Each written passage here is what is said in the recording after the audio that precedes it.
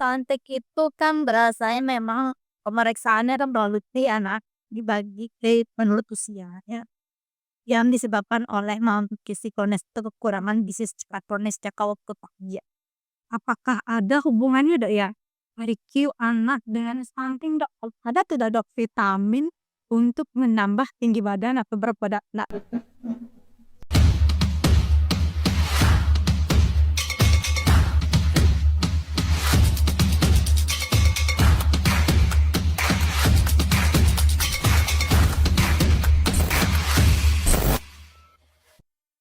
Halo sahabat Ganesha, senang sekali saya Widya bisa menemani dan menyapa semua sahabat Ganesha hari ini ya. Sebelumnya saya ucapkan Om Swastiastu, Assalamualaikum warahmatullahi wabarakatuh.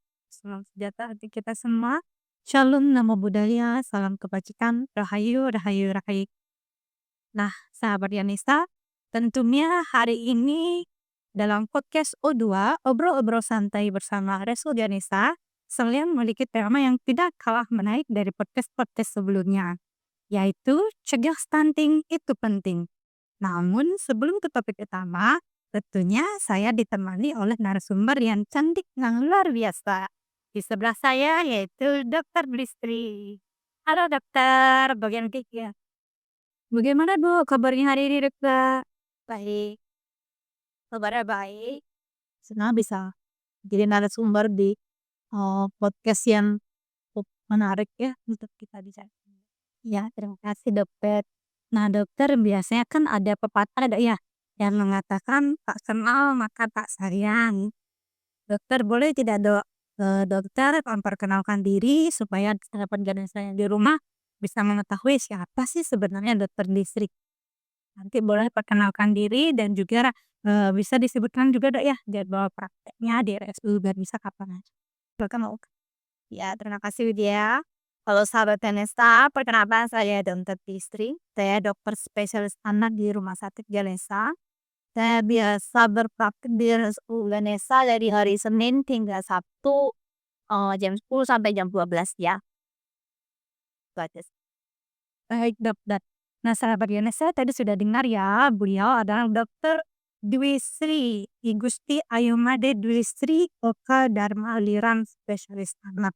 Beliau adalah dokter spesialis anak di Rumah Sakit Ganesha. Nah, bagi sahabat Ganesha yang memiliki anak, cucu, atau bahkan ponakan yang mengalami masalah kesehatan atau ingin sharing tentang keadaan atau kondisi anaknya, bisa memeriksakan diri ke Poliklinik RSUD Ganesha.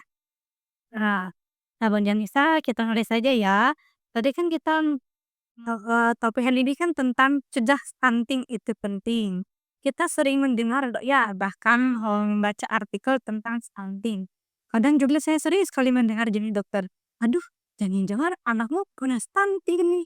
Atau bahkan gini juga Dok yang lebih parahnya, anakmu pendek itu pasti kena stunting Ki. Nah, sahabat Ganesha biar kita tidak salah menduga-duga ya, apa sih sebenarnya stunting itu biar tidak salah pengertian ya. Jadi mari kita kulik bersama secara tuntas dan dalam, sebenarnya apa sih stunting itu? Ya stunting ini memang nggak habis-habis ya kita bicarain ya. Mungkin karena juga media sosial yang terus membicarakan hal ini. Juga jadi pemerintah juga sangat concern dengan masalah stunting ini. Jadi masyarakat juga sering khawatir betapa anaknya itu apakah stunting atau tidak, gitu ya. Jadi memang masalah yang memang masih banyak kasusnya di Indonesia khususnya ya, dan juga di Bali, itu masih banyak, di wilayah kita juga masih banyak kasusnya anak-anak yang stunting. Jadi penting sekali kita tahu apa itu stunting, ciri-cirinya, atau kapan sih kita mulai mencurigai anak kita stunting. Lalu kalau memang sudah stunting, apa sih hal yang bisa kita lakukan untuk memperbaiki kondisinya? Bisa sembuh atau enggak, bisa kembali normal atau apa, itu semua hal yang harus kita lakukan hari ini. Jadi kita mulai dari mana dulu nih? Iya. Mulai dari pengertian stunting itu sendiri dulu dokter ya. Stunting itu kan berasanya memang pemeriksaannya kan melalui tinggi berat badan, tinggi di anak dibagi menurut usia ya, yang disebabkan oleh malnutrisi kronis atau kekurangan gizi secara kronis jangka waktu ya. Oleh karena itu pemeriksaannya cukup simpel sehingga dengan mengukur tinggi badan, kemudian kita pola grafik WHO ya, itu semua ada di buku pink gitu. Terus kita lihat kalau dia berada di bawah garis merah atau di bawah standar deviasi, -2 standar deviasi, kita udah bisa bilang dia stunting. Tapi tunggu dulu, hati-hati ya. Pemeriksaan 1 kali tinggi badan anak itu tidak bisa serta-merta pasti memastikan anak yang pendek. Jadi kalau di bawah, 2 standar deviasi itu anak pasti pendek, manusia. Tapi pendek itu belum tentu stunting, tapi kalau stunting itu pasti pendek. Yang harus diketahui sama masyarakat. Jadi kalau misalnya melihat anak tetangga gitu ya, pendek, nah itu juga harus dikonfirmasi ke dokter. Di dokter pun tidak cukup dengan kasih tahu tinggi badan, terus dokternya pasti udah langsung jas stunting, nggak bisa. Karena kita perlu tahu juga perjalanan. Karena ini balik lagi tadi permasalahan di stigma nutrisi atau kurang secara kronis, kita perlu tahu juga perjalanan nutrisi anak selama ini bagaimana. Kemudian yang paling kita tekankan sebenarnya anak-anak di bawah usia 2 tahun. Berarti kita takar apa namanya, mencari tahu pasti di bawah 2 tahun, kemudian bisa kita perhatikan sampai usia 5 tahun. Nah, kalau udah di atas 5 tahun, stunting-nya dibiarkan, itu dia udah permanen. Udah permanen, sangat sulit untuk apa namanya, kembalikan usia normal, kemungkinan anaknya akan mengalami keterlambatan-keterlambatan yang lain. Dan itu kita nggak mau sampai sana, makanya kenapa di 2 tahun pertama benar-benar harus intens kita periksa anak kita. Iya, betul. Biasanya kita kan sering ya memeriksakan anak kita lah, bahkan ke dokter spesialis anak, atau bahkan ke posyandu dok ya. Kalau misalkan anak kita di bawah garis kuning, seperti itu dokter, apakah masih dikatakan aman dokter? Kalau garis kuning itu kan hubungannya sama berat badan ya, biasanya itu udah selesai. Kadang-kadang kasus yang saya kira dapat tuh, seorang tua tuh cuma fokus di berat badan aja. Tapi memang di berat badan kita bisa, apa namanya, kita bisa lebih aware kemungkinan anak kita mengalami stunting apa. Stunting itu adalah buah daripada berat badan yang nggak naik selama berbulan-bulan. Tapi ya belum tentu stunting, tapi udah bisa jadi aware, udah bisa menjadi tanda-tanda bahaya nih anak kita bisa aja memiliki faktor risiko tingginya sehingga gue konservasi dengan panjang badannya. Ya namanya ada istilahnya nanti weight fluttering flap ya, weight berat badannya flap. Anak itu pulau terakhir berat badannya nggak naik-naik dot, cuman naik 50 gram, 100 gram buat sebelum 2 tahun begitu ya nih. Terus itu sangat kurang gitu kan. Nah harus dikonfirmasi nih segera, jangan-jangan udah statik atau udah mulai mengarah ke nanti udah mulai ada intervensi atau belum. Gue juga Dok ya, betul selain berat badan yang kurang Dok, apalagi tanda dari anak stunting, panjang badan, kurang badan, panjang badan, tanda dari anak stunting sebenarnya kan stunting itu juga kayak ya ampun buat jalannya stunting itu tidak hanya, berakhir di pendek aja, ya udah anaknya pendek, sebenarnya anak pendek itu juga nggak masalah ya, kalau dia sehat. Nah masalahnya anak stunting itu kan dia balik lagi karena perhatian adalah kekurangan psikologis, di mana di 2 tahun pertama itu kan memang pertumbuhan otak yang sangat pesat ya. Jadi udah zaman jelas kalau adalah 2 tahun itu pertumbuhannya tidak optimal yang ditandai dengan berat badannya tidak pasti resmi kan, apalagi tinggi badannya stuck gitu ya, kayak hidupnya panting, pasti pengaruh perkembangan otak, pasti otaknya tidak berkembang secara normal. Jadi apa sih efek-efek yang lain, mungkin efek-efek awal yang bisa kita dapetin pada anak kekurangan nutrisi secara kronis tuh pertama sakit, pasti sering sakit, apalagi dikit aja dong ada tandanya sakit, ada teman di sekolahnya sakit, dia pasti besoknya enggak berdemam juga, batuk pilek. Terus kalau udah sakit lama segini tuh, atau setiap paket harus minum antibiotik dong karena gejalanya parah tiap bulan. Jadi setiap bulan itu, harus minum antibiotik, harus ke dokter. Nah itu udah gejala awal yang ada kuat juga nih, kan nutrisinya pasti mengalami permasalahan nih. Ya itu tambah permasalahan nih juga. Ih, kemudian berlanjut lagi makin lama makin mempengaruhi perkembangannya, lambat bicara atau terlambat belum bisa jalan, udah 1,5 tahun belum bisa jalan, perkembangan yang lain pastinya nanti makin gede lagi kalau udah saking terlambatnya nanti secara kognitif di sekolah tuh bukan itu yang kita tidak tahu karena ujung-ujungnya pemerintah tuh pengen semua anak-anak usia itu tumbuh sehat dan begitu. Dokter, belakangan ini dokter, kan kita sering mendengar atau membaca iklan Dok ya, menyuarakan tentang cegah stunting. Emang apa sih dampak pendek ataupun dampak panjang dari orang yang atau anak karena menderita stunting Dok?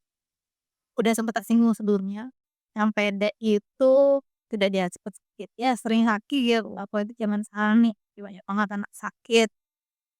Temannya sakit ikut sakit, kalau sakit sembuhnya lama, kalau perlu penggunaan antibiotik, setiap bulan sakit perlu antibiotik, itu jangka pendeknya. Lama-lama kalau sakit aja sering, pasti dia nggak punya waktu untuk menstimulasi dirinya, akhirnya perkembangannya terganggu. Kapan dia bisa belajar, kapan dia bisa mendapatkan asupan gizi yang baik, kalau dia tahu praktek. Itu sih dampaknya yang kita takutkan.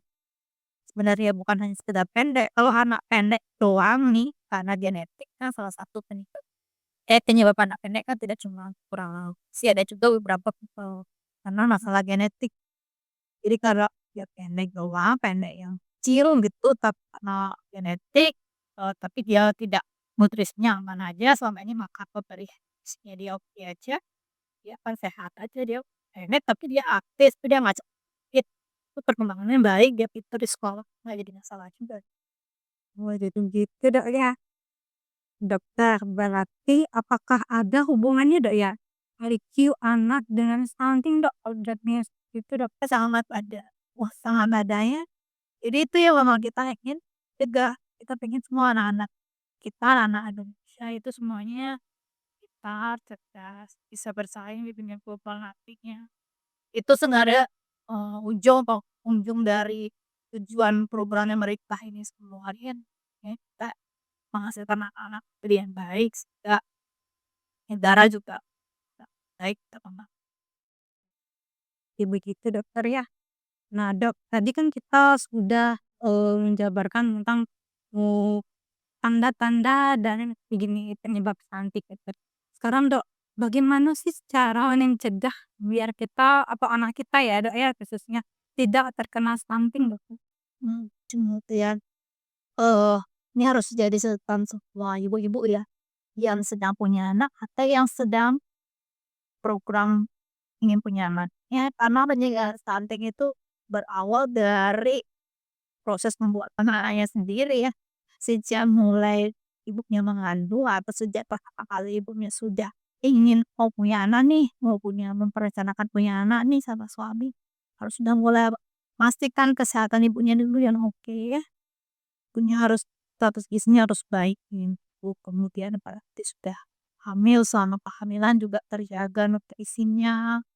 Jadi nanti anaknya akan lahir pada waktu yang tepat, usia yang sehat dan sudah harusnya lahir, tidak maju, tidak tidak kecepatan gitu ya, dan lahirnya tak cukup, nah itu udah modal pertama tuh, oke meledak. Nah ini udah sehat dong, udah terduga deh cukup lahirnya, nggak ada masalah, oke itu udah modal baik banget, perkembangannya tidak lebih baik. Jadi setelah sehat, memberikan nutrisi yang sesuai usia dan, sesuai usia-usia itu tadi, misalnya 6 bulan pertama memberi ASI gitu ya, sangat baik gitu. Udah setelah itu mulai MPASI, pemberian MPASI yang tepat. MPASI yang tepat itu seperti apa, pastikan kandungan nutrisinya udah terpenuhi untuk manusia manusia tersebut gitu ya. Kemudian harus ada monitoring, awalnya dari mana sih Dok, ASI kita udah cukup, kalau dari mana sih makanan yang kita kasih anak kita teh cukup atau enggak? Jadi tidak sadar, makanya harus wajib harus penimbangan berat badan, tinggi badan, yang kepala, sebulan selama 2 tahun pertama, terus setelah 2 tahun boleh ya 2, 3 bulan sekali kita cekkan berat badannya. Itu. Nah jadi dengan, monitoring ketat dan dengan evaluasi yang berjenjang, harusnya kita cepet tahu nih kalau ada problem.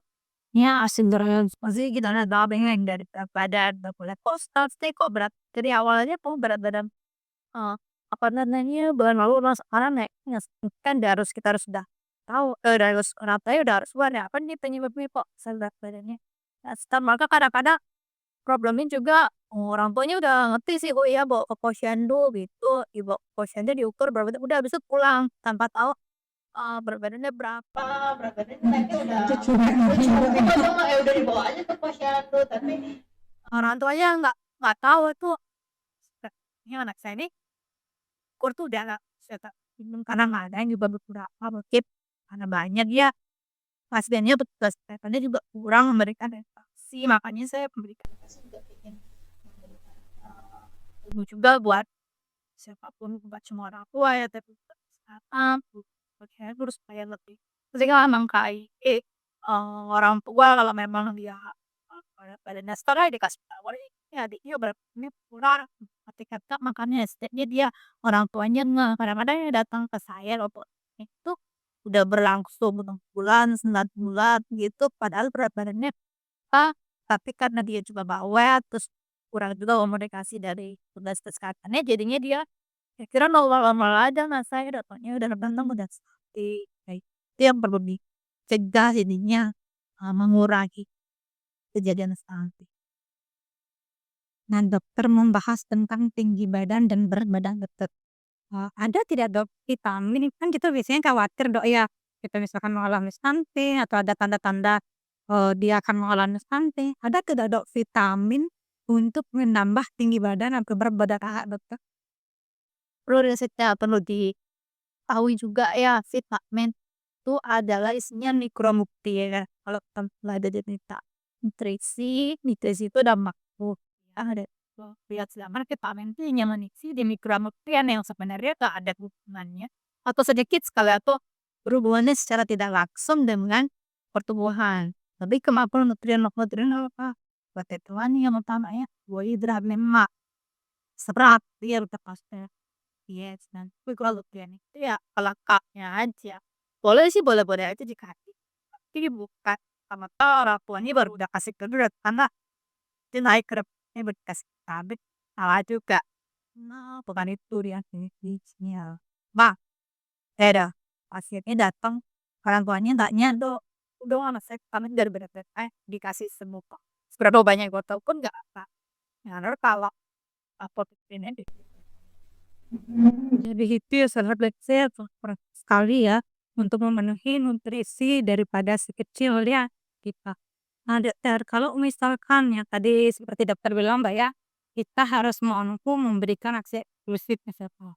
Nah kalau ini permasalahannya sang ibu tidak mampu atau memang pengeluaran ASINnya sedikit, jadi dia kan beralih mungkin ke susu formula. Nah ternyata ketika konsumsi susu formula si adik bayi ini alergi dokter terhadap susu sapi gitu misalkan ya, apa yang bisa kita lakukan Dok untuk mengatasi masalah tersebut? Dekat sen susah, panas. Hah? Ah, bu bedanya mana?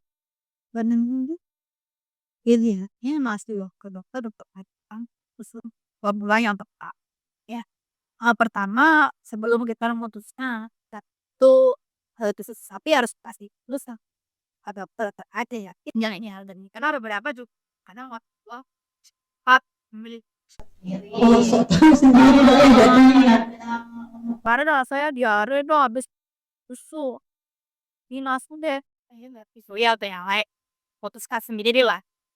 Eee, anak padahal diare kan nggak apa-apa,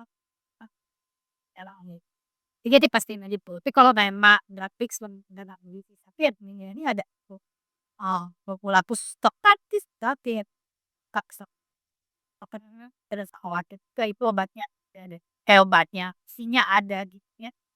Nah, dalam, berarti ada susu khusus dok ya, untuk menangani kasus kalau misalkan anak dengan alergi sapi dan itu harus dengan resep dari dokter begitu ya, dokter spesialis dunia ya. Nah dokter, jika anak terdiagnosis stunting nih dokter, apakah masih bisa diobati? Sangat besar, tapi tergantung juga. Itu dan tadi saya bilang demi ketahuinya beberapa semakin awal kita tahu, awal terdeteksi, semakin enggak. Ya kan, kalau setelah terdeteksi kita tahu penyebabnya apa enggak. Kalau obatnya ya sangat bisa. Ya, soalnya ada sakit tertentu, benar beberapa sebaik juga TBC ya. Karena TBC pada anak tuh memang dia tidak bergejala. Gejalanya paling cuma berat badan nggak naik. Iya, seperti orang dewasa dan batuk produktif. Ingat nggak? Kalau lihat kayak itu ya kayak pas kayak gitu ini nggak pas banget kan. Jadi salah kalau kita ada, oh nih, oh dia ternyata TBC nih, terus kita obatin mendular. Kalau murni hanya itu penyebab stunting itu ya pas. Wah, wah, banget obat. Nggak ada tuh, panas kalau tetapnya.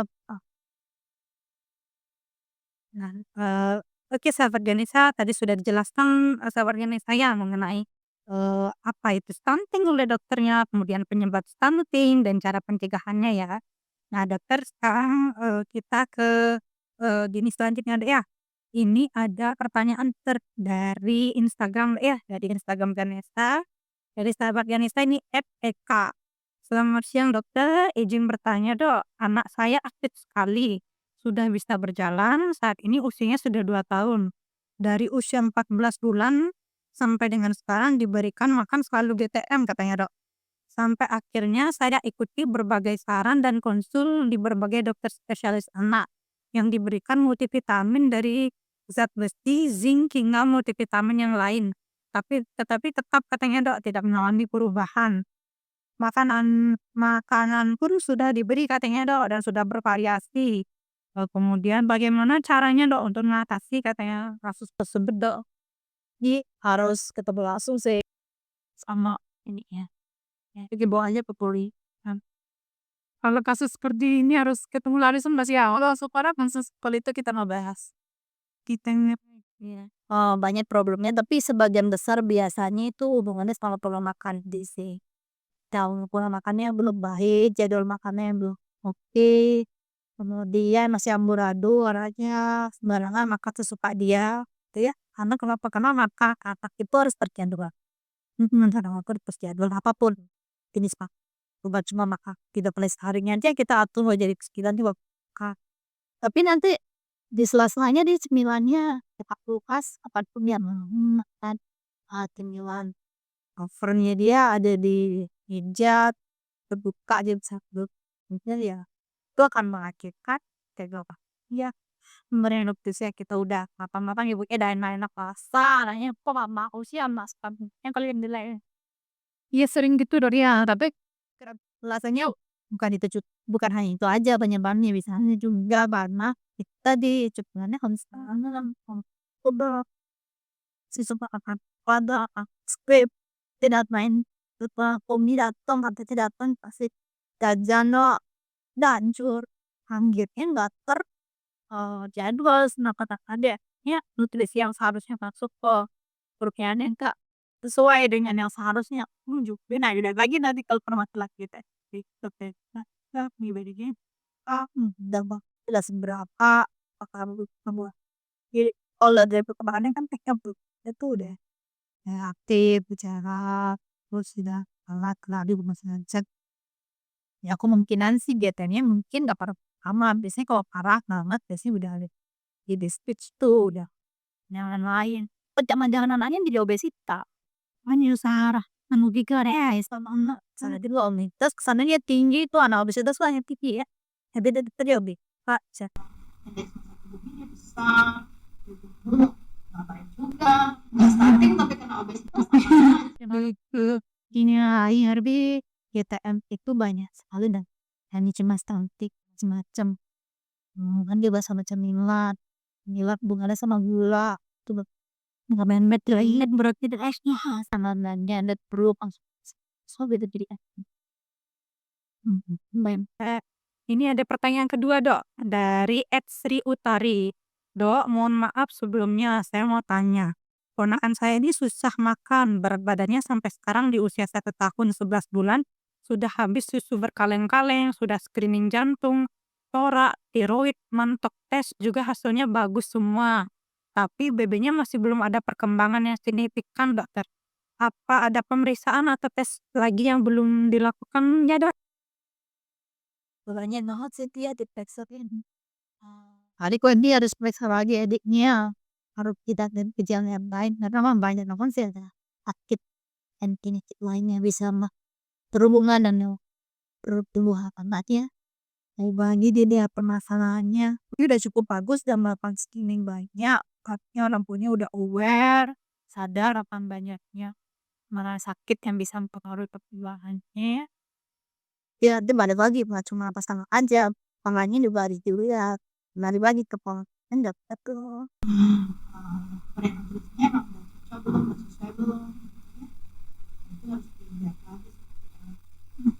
Baik, Dokter. Nah, dokter mungkin sudah cukup ya 2 pertanyaan tadi. Jadi di sini saya izin menyimpulkan Dok ya, berarti untuk mencegah stunting itu sangat penting Dok ya. Dimulai dari kita nol ya, dari masa kehamilan berarti Dok ya. Sang ibu harus menjaga ya betul, jawabannya adalah harus menjaga, gininya dia, apa keadaannya dia, baik keadaan dia dan kondisi daripada si janinnya ada. Memenuhi nutrisi si bayi juga, baik itu dari usia 0 sampai 6 bulan yang di mana wajibnya eksklusif gizi TPA kemudian tepat pemberian ASI juga ada ya, Jadwal cut baik. Feeding rule aturan manual yang baik. Nanti kalau ada kesempatan lain kita bisa rutin itu. Karena banyak juga ibu-ibu yang belum tahu apa feeding rule. Yang dikasih kata di satu. Jangannya, nah itu mempengaruhi juga sama nutrisinya nanti. Kan juga sama penggunaannya banyak stunting kita jadi banyak banget pembahasan yang bisa kita bicarain sehingga ada gitu sih. Nah dokter sebelum nih kita tutup Mbak ya podcast kali ini, dokter bisa memberikan harapan ataupun pesan-pesan Mbak ya, untuk sahabat Ganesha yang di rumah ada nggih? Silakan dokter.